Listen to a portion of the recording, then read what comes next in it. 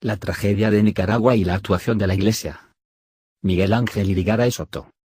El ejemplo verdaderamente martirial de la Iglesia en Nicaragua, que sufre al lado del pueblo frente a los desmanes contra la población del régimen gobernante en el país, es un claro ejemplo de que la Iglesia no siempre ha estado ni está con el poder, como suele decirse típica y tópicamente.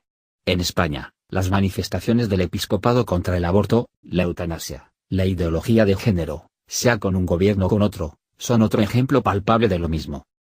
Si nos vamos atrás en la historia, el anglicanismo, verbigracia, surgió, precisamente, porque el Papa no se plegó a las exigencias del rey Enrique VI y a favor de su nulidad matrimonial, y esto generó un mártir servidor del rey, Santo Tomás Moro, que, por encima de todo, quiso mantenerse fiel a su fe católica, apostólica y romana.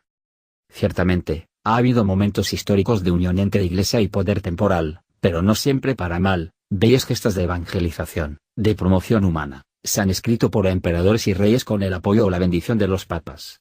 Y cuando no ha sido para bien, algo, por otra parte, opinable, hay que analizar caso por caso qué ha ocurrido y por qué, sin caer en la tentación de descontextualizar las cosas.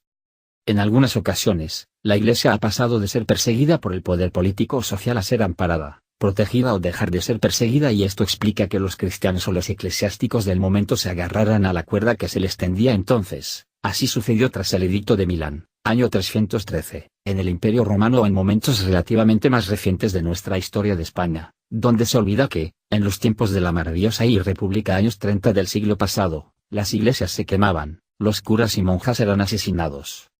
Esto no lo dice la izquierda, no le interesa.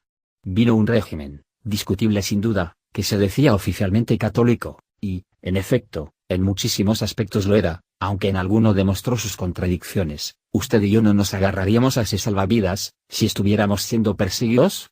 El régimen, y la Iglesia con él, fue evolucionando, hasta que algunos obispos empezaron a desmarcarse de Franco, y este llegó a decir que el Papa Pablo VI le había dado una puñalada por la espalda, cuando el pontífice pidió que no se aplicara la pena de muerte a unos etarras. Después, el papel de la Iglesia española en el proceso de la transición fue de una importancia singular e indiscutible, con el cardenal Tarancón a la cabeza, algo que con frecuencia también es olvidado o directamente ocultado. En suma, ¿la Iglesia está con el poder? Depende, a veces, sí, y, a veces, no, y no siempre para mal, aún reconociendo los errores y los privilegios, en ocasiones excesivos, mostrados.